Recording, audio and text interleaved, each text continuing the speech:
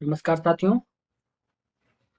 भूगोल की जो हमारी सीरीज चल रही थी, हमने उसमें लास्ट लेक्चर पे बातचीत की थी गंगा नदी तंत्र पर। ठीक है, और बहुत इंपॉर्टेंट है गंगा नदी तंत्र। उस पर हमने चर्चा की थी कि किस प्रकार से उसकी दाहिनी सहायिकाएं होती हैं, लेफ्ट ट्रिब्यूटरीज जो आती हैं, घाघरा है, गंडक है, कोसी है। सबसे पूर्वी जो सहायिका है वो महानंदा है। और बाकायदा हमने उसको मैप से समझा था, और इम्पोर्टेंट जो रिवर है उसकी यमुना, उसको भी समझा था। ठीक है, यमुना की सहायक नदियां चंबल, सिंध, और हमने केन बेतवा के बारे में भी जाना था। और यहाँ पर हमने समझा था कि वितरिका में एक हुगली नदी में चेंज हो जाती है, और एक जो बांग्लादेश में निकल जाती है पद्मा नाम से। ठीक है, तो ऐसे ही एक इम्पॉर्टेंट नदी है पूर्वोत्तर की, ब्रह्मपुत्र नदी तक। ये दुनिया के सबसे लंबी नदियों में से एक है। तो इसके बारे में जो थोड़ा बहुत फैक्ट है जो हमारे यूपीपीसीएस के लिए इम्पोर्टेंट है, उस पर हम लोग विशेष फोकस रखेंगे। ठीक है, और जान देखेंगे कि हमें कैसे इसको देखना है और समझना है, हम ताकि हम अपने क्वेश्चंस को सॉल्व कर सकें। ठीक है, आगे बढ़ते हैं। तो सबसे पहले नदियों में जो सबसे इम्पोर्टेंट क्वेश्चन होता है वो कहाँ से निकलती है। तो मानसरोवर झील के पास, कैलाश पर्वत के निकट, ये चेम योंग डोंग ग्लेशियर, ये शब्द याद रखिएगा। चेम योंग डोंग ग्लेशियर से और मानसरोवर झील के पास से ये निकलती है, चेम योंग डोंग ग्लेशियर। ये इंपॉर्टेंट फैक्ट है, इसको याद रखिएगा। ये पूर्वोत्तर भारत की सबसे बड़ी नदी है, प्रमुख नदी है। ठीक है, तो ये आपको पता होना चाहिए।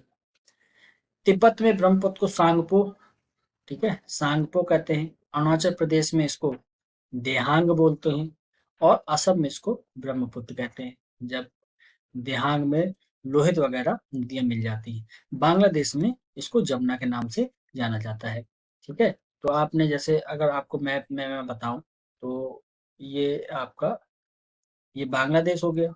इधर से आती है जब रिवर, और जब यहाँ एंट्री कर जाती है तो यहाँ जमुना नाम से जानी जाती है। जब इसे पद्मा मिल जाती है तो फिर इसको लास्ट में इसकी संयुक्त धारा मेघना नाम से जानी जाती है। तो मेघना बहुत इंपॉर्टेंट नदी है बांग्लादेश की। तो इसको जरा देख लेते हैं, जो मोटा मोटा फैक्ट एक आइडिया होना चाहिए। कभी मान लीजिए क्रम लगाने के लिए पूछ दिया तो पता होना चाहिए। ब्रह्मपुत्र की जो कुल लंबाई है वो 1800 किलोमीटर है। ठीक, यह विश्व की सबसे लंबी नदियों में से एक है, जो गंगा के साथ मिलकर विश्व का सबसे बड़ा डेल्टा सुंदरबन बनाती है।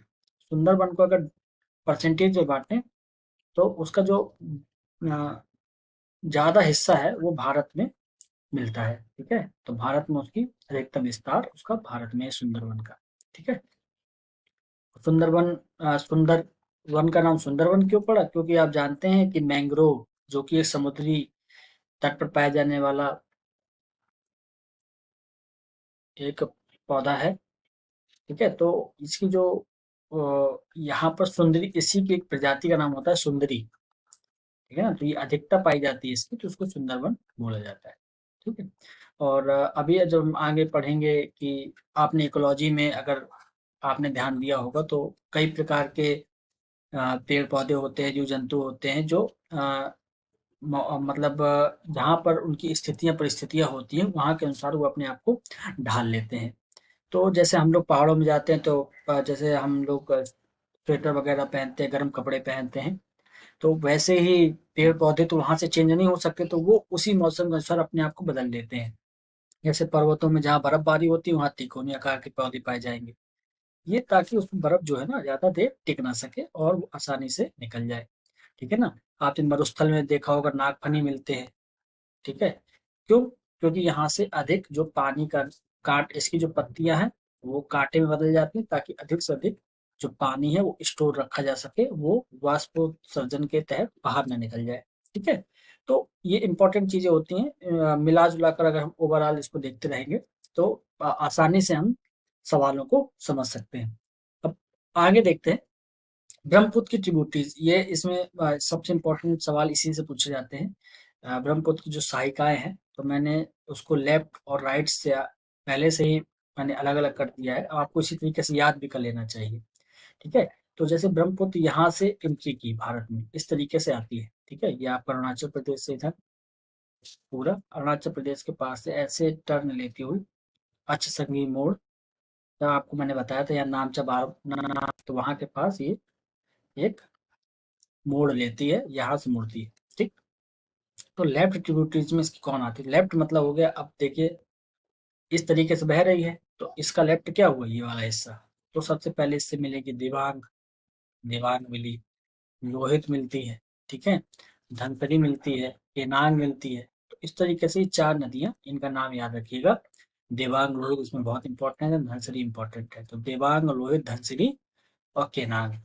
तो ये 3 भी अगर आपको याद रहेगा ना तो आप पेपर में आसानी से टिक कर सकते हैं। राइट में इंपॉर्टेंट नदियाँ मिलती हैं, ज़रा इसको देख लेते हैं।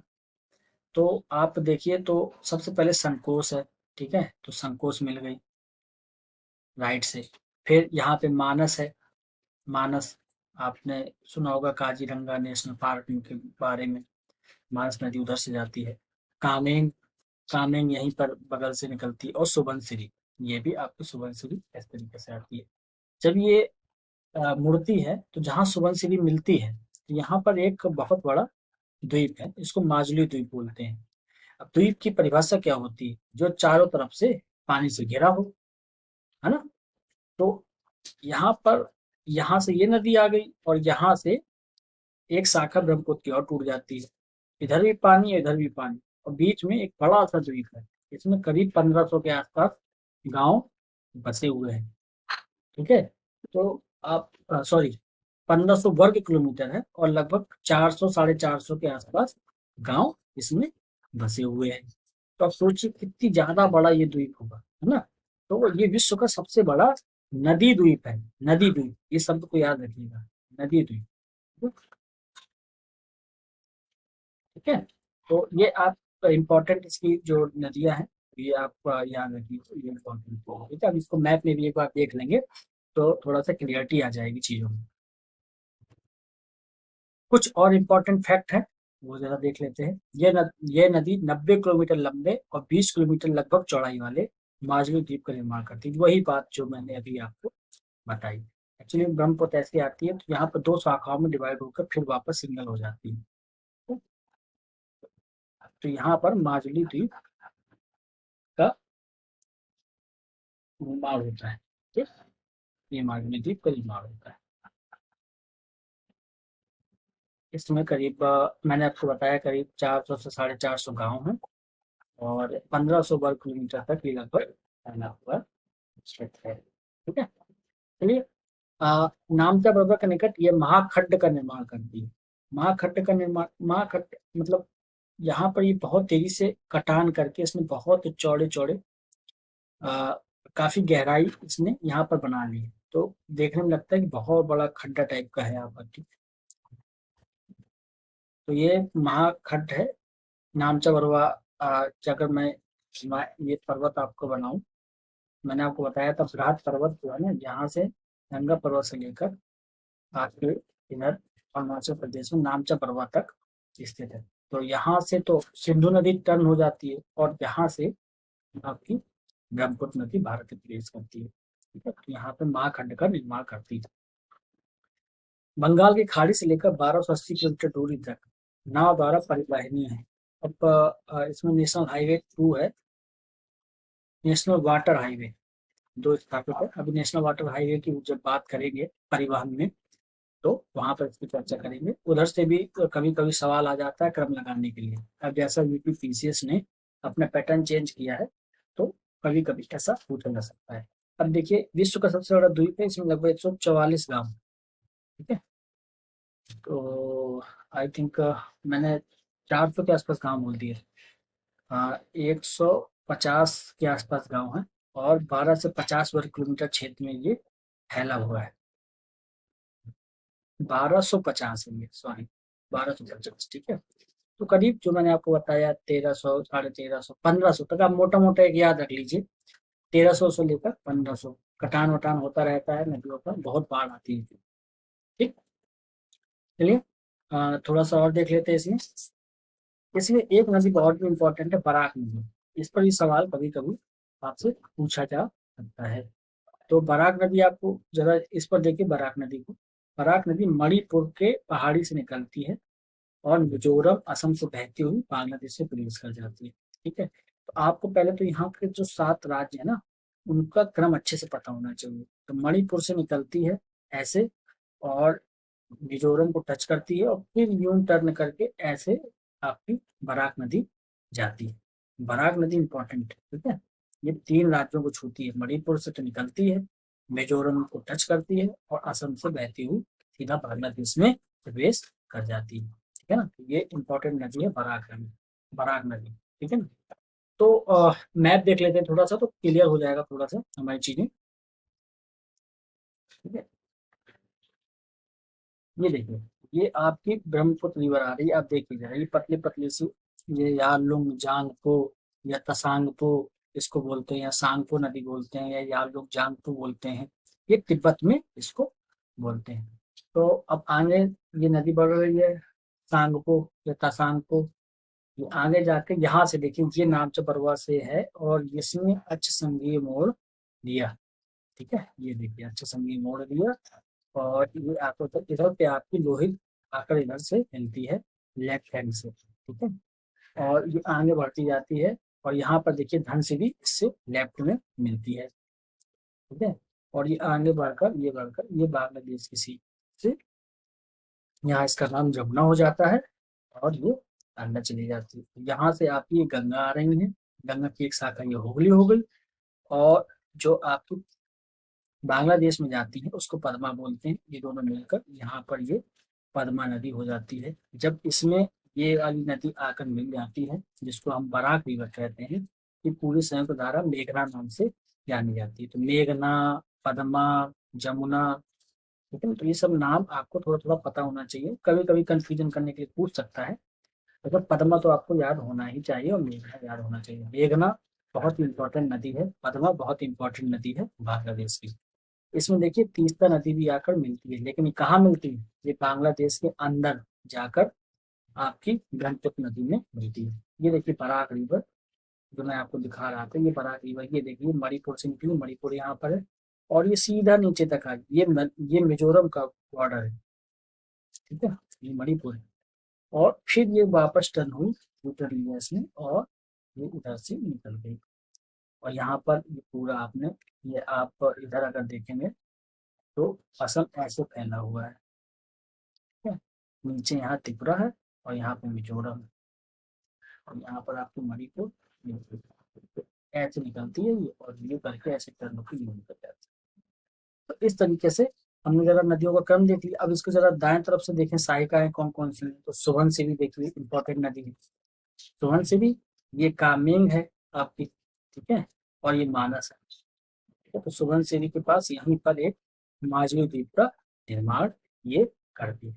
तो बहुत इंपॉर्टेंट है, इसमें बहुत सवाल कभी मैथ से आधारित सवाल पूछे जाते हैं। तो देखिए लिखा हुआ है मानस कामेंग रिवर, ये येलो कलर की दिखाई दे रही है, और एक दिबांग रिवर है करके, ठीक है।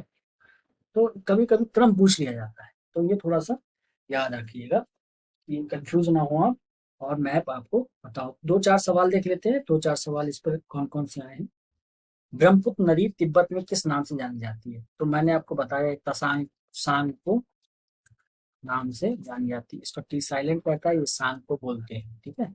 ये आपका सांगपो इसका आंसर हो जाएगा। याद, ब्रह्मपुत्र नदी का बहाव क्षेत्र है।